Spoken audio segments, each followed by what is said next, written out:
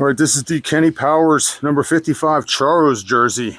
Just arrived. I got this in double X. I'm 6'2", 245, and I'll show you what it looked like wearing it and give you a good idea on the fit. First off, quality isn't bad at all. It's not a major league jersey, obviously. You know, it's the easy on your wallet, basically costume jersey. Material's relatively lightweight, but more durable than I was expecting, to be honest with you.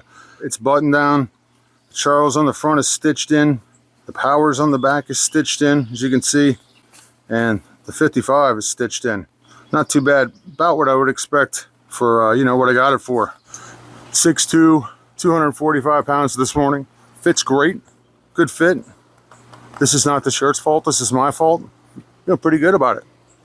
Number 55. There you go. Nice, easy on your wallet jersey from Kenny Powers when he was playing with the Charros. Was that before or after the Merman? I don't remember. I'm getting a Merman now. You're out.